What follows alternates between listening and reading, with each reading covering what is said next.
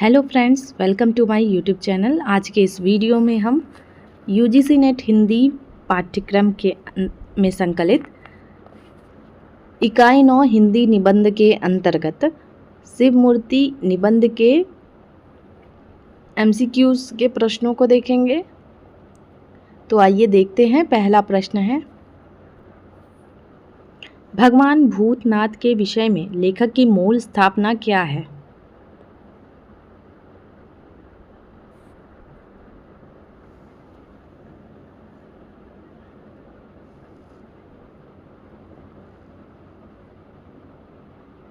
सही उत्तर होगा इसका, वे अकथ्य, अप्रत्यक्ष एवं अचिंतनीय हैं, परंतु भक्त अपनी रुचि अनुसार उनके स्वरूप कल्पित कर सकते हैं। अगला प्रश्न देखते हैं, हाथी और अंधे की उपमा द्वारा कौन सा सिद्धांत समझाया गया है? सही उत्तर होगा इसका, प्रत्येक व्यक्ति अपनी क्षमता अनुसार ईश्वर का आंशिक अनुभव करता है और वह भी असत्य नहीं है। आगे देखते हैं, लेखक के अनुसार पूजा पाठ या माला फेरना तभी उचित है जब। सही उत्तर होगा इसका ऑप्शन सी, आंतरिक श्रद्धा और वास्तविक संबंध स्थापित करके किया जाए। अगला प्रश्न, साकार और निराकार में लेखक का दृष्टिकोण क्या है?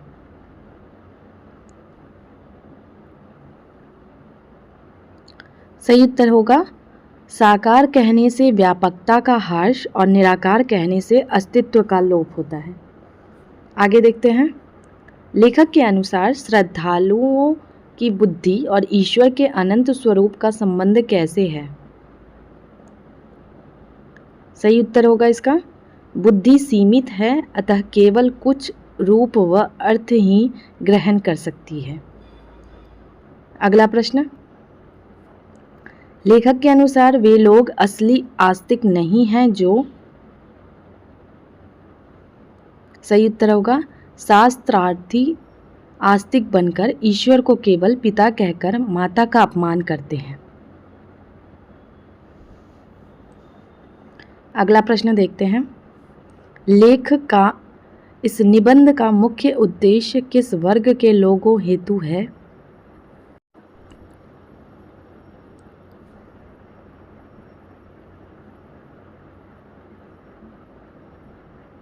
सही उत्तर होगा इसका ऑप्शन सी, वे लोग जो अपनी विचार शक्ति का प्रयोग कर ईश्वर से जीवित संबंध स्थापित कर आनंद पाते हैं।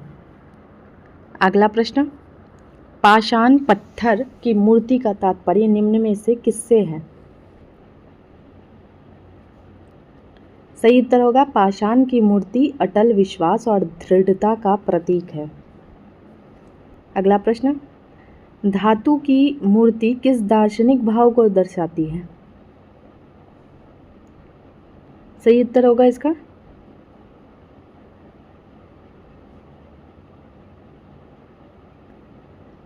धातु की मूर्ति का भाव है कि जब भक्त के हृदय में प्रेमाग्नि जागे तो ईश्वर स्वतः दया से पिघल उठते हैं। आगे देखते हैं, रत्नमयी मूर्ति का अभिप्राय क्या है? इसका सही उत्तर होगा ऑप्शन सी, रत्नमयी मूर्ति अमूल्य संबंध और उच्चतम मनुष्य द्वारा प्राप्त होने योग्य प्रेममय ईश्वर का प्रतीक है।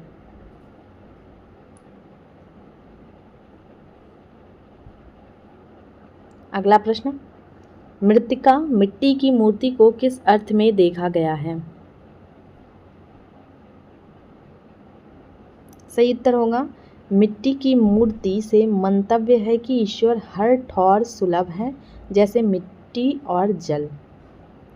सर्वसुलभ ईश्वर की सेवा, क्योंकि मिट्टी जल हर कहीं उपलब्ध है। आगे देखते हैं, गोबर की मूर्ति किस प्रकार का प्रतीक है? सही उत्तर होगा इसका, गोबर की मूर्ति आत्मिक रोगों का नाशक और हृदय को शुद्ध करने वाला का भाव देता है। आगे देखते हैं, पारे की मूर्ति का अभिप्राय क्या है? सही उत्तर होगा ऑप्शन बी पारे।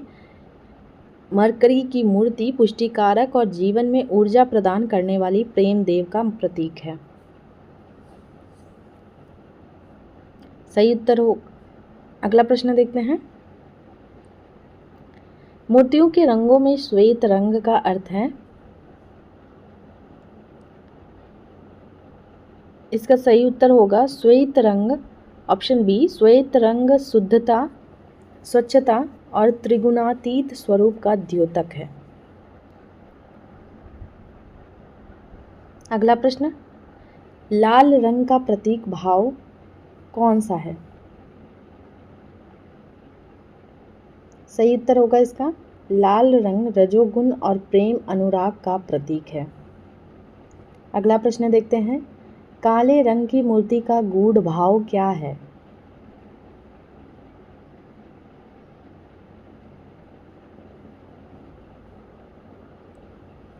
सही उत्तर होगा इसका ऑप्शन बी। जीवन की कठिनतम सच्चाई और गहन चिंतनशीलता।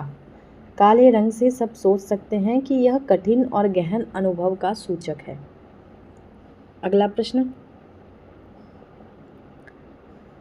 अष्टमूर्तियां से आशय क्या है?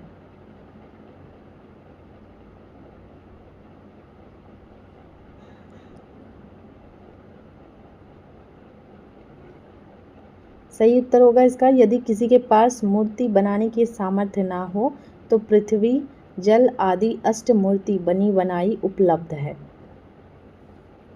अगला प्रश्न,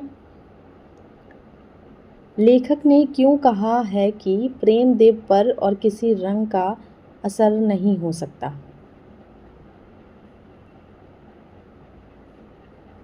सही उत्तर होगा इसका क्योंकि उनका प्रेम पूर्ण स्वरूप सबसे गहरा और स्थायी है। अगला प्रश्न, नैनों की पुतली के काले रंग की तुलना किससे की गई है?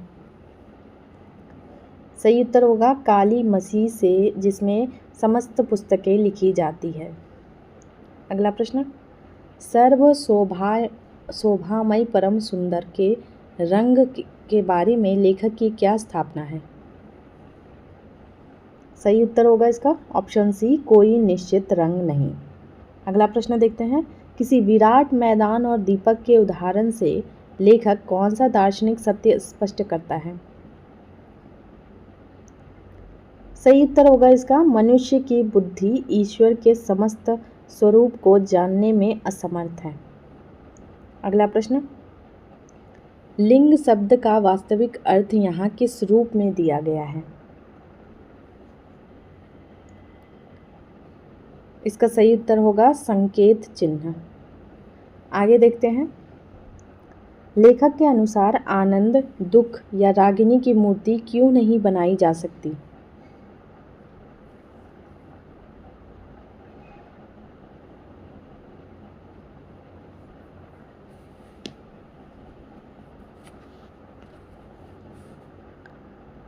सही उत्तर होगा क्योंकि वे गुण या चित्तवृत्तियां हैं, द्रव्य नहीं।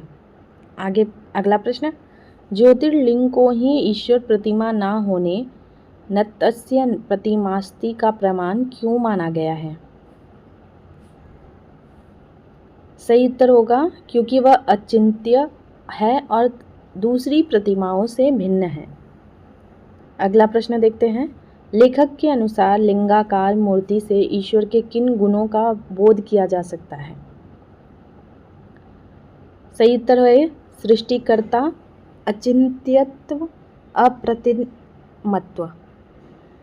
अगला प्रश्न, लेखक ने रामचंद्र, कृष्णचंद्र आदि को किस संदर्भ से जोड़ा है? सही उत्तर होगा इसका अंग्रेजी शासन वाले समय में ईश्वर स्वरूप पर होने वाली शंका के संदर्भ में। आगे देखते हैं। लेखक के अनुसार ईश्वर कैसा है? इस प्रश्न का पूरा उत्तर क्यों नहीं दिया जा सकता?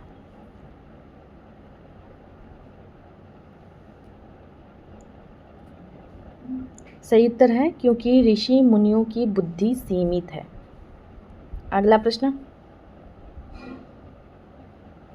लेखक के अनुसार शिवलिंग की धारणा किस प्रकार समझी जानी चाहिए?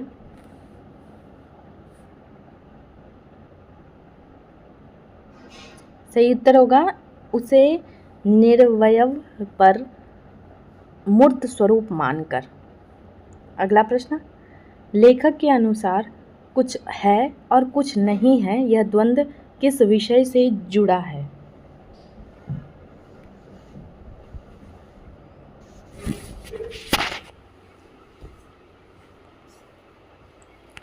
इसका सही उत्तर होगा ईश्वर का स्वरूप। अगला प्रश्न, लेखक फारस, अरब और इंग्लिश देशों के कवियों का उल्लेख किस संदर्भ में करता है?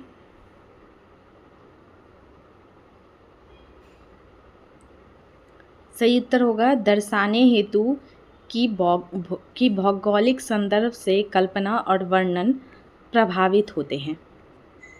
अगला प्रश्न, जो जैसा होता है उसकी कल्पना भी वैसी ही होती है, इस कथन का आशय क्या है?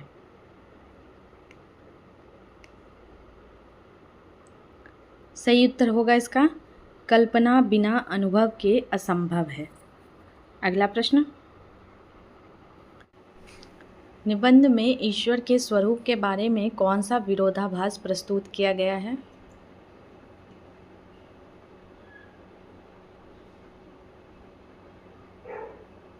इसका सही उत्तर है ऑप्शन ए, उसे ना तो कहा जा सकता है और ना नकारा जा सकता है। अगला प्रश्न देखते हैं, लेखक शमशान और कब्रिस्तान के उदाहरण किसके समर्थन में प्रस्तुत करता है?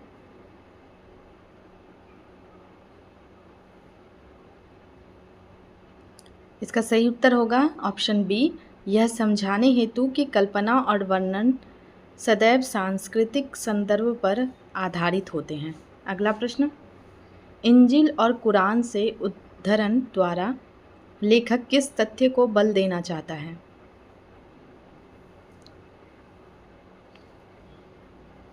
सही उत्तर होगा इसका ऑप्शन सी, कि अधिकतर धर्मों ने ईश्वर की कल्पना मनुष्य सदृश अवयवों से की है। अगला प्रश्न, लेखक के अनुसार यदि मनुष्य ईश्वर को आत्मीय मानता है तो क्या स्वाभाविक परिणाम होगा?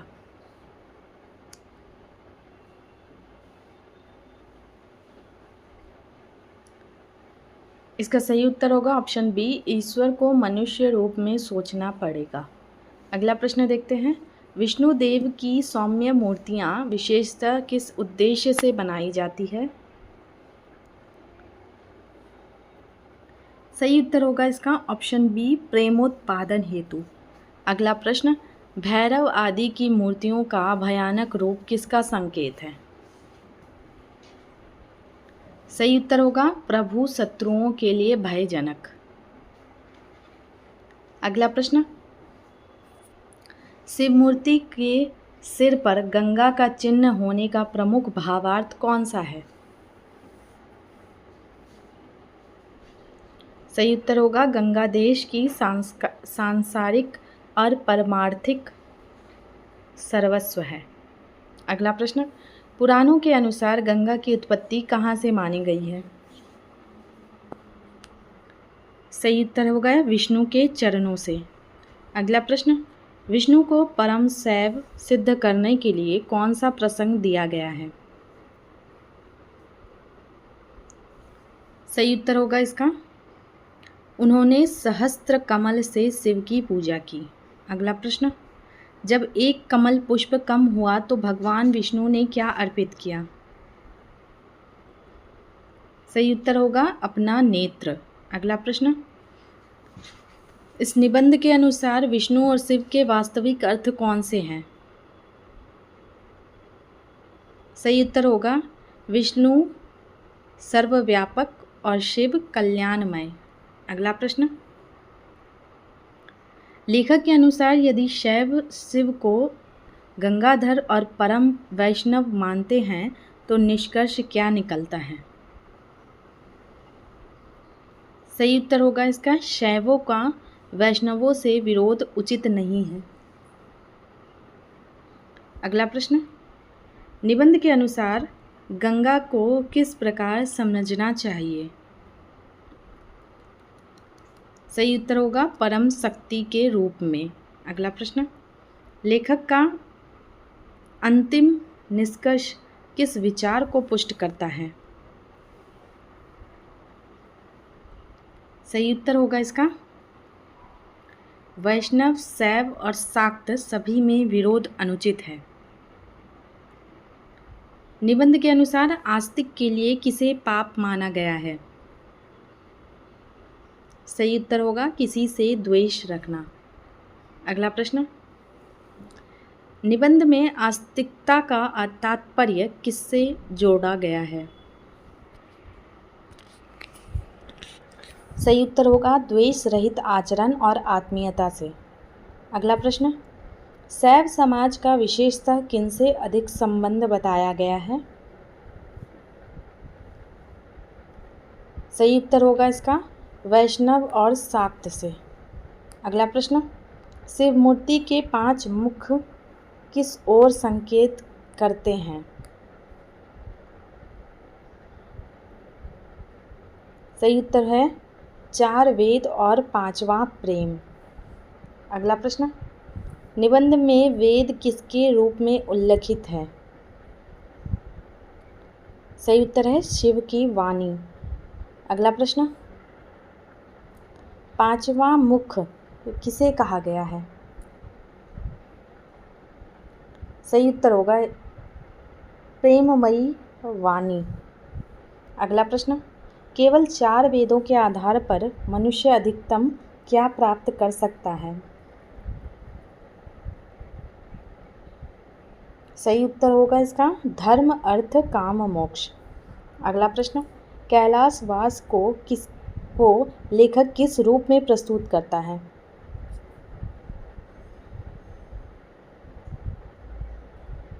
सही उत्तर होगा इसका विश्वास की बात। अगला प्रश्न, निबंध में अक्षरमयी शिव मूर्ति किसे कहा गया है?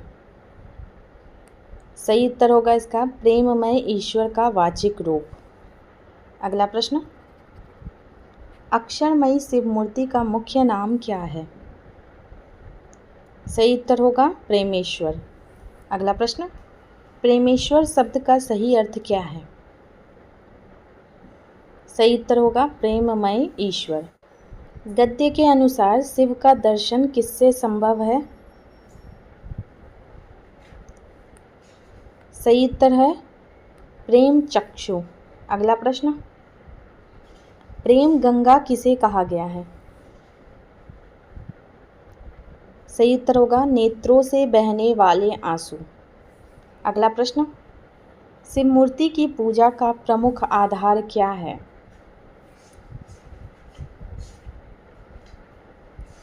इसका सही उत्तर होगा प्रेम भाव। अगला प्रश्न, लेखक के अनुसार यदि हृदय में प्रेम हो तो संसार किस रूप में दिखाई देता है? सही उत्तर है शिवमय। अगला प्रश्न, बिना प्रेम के सोने और हीरे की मूर्ति कैसी मानी गई है? सही उत्तर है तुच्छ। अगला प्रश्न, लेखक के अनुसार बिना प्रेम मूर्ति की तुलना किससे की गई है?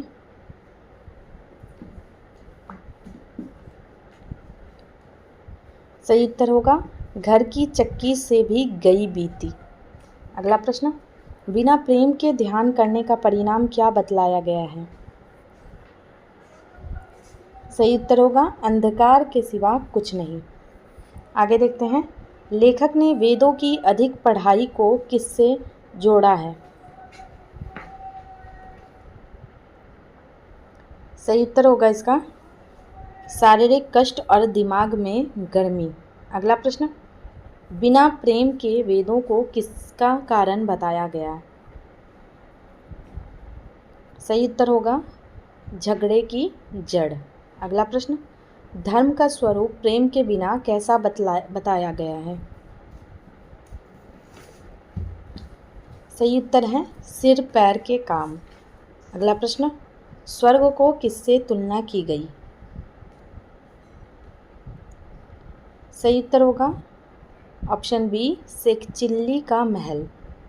अगला प्रश्न, मुक्ति को किससे उपमा दी गई?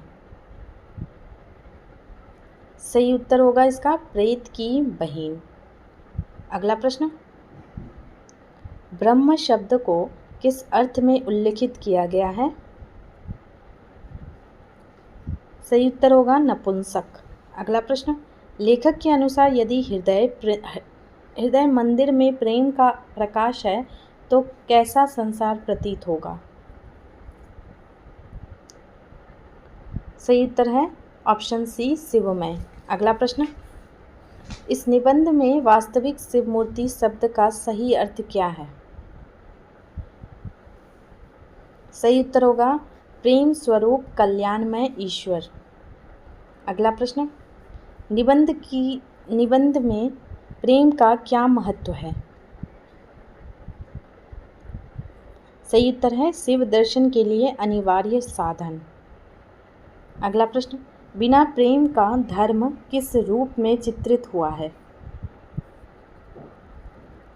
सही उत्तर होगा निष्प्राण और बोझिल। अगला प्रश्न, लेखक के अनुसार संसार में कैलाश का अनुभव कहाँ हो सकता है?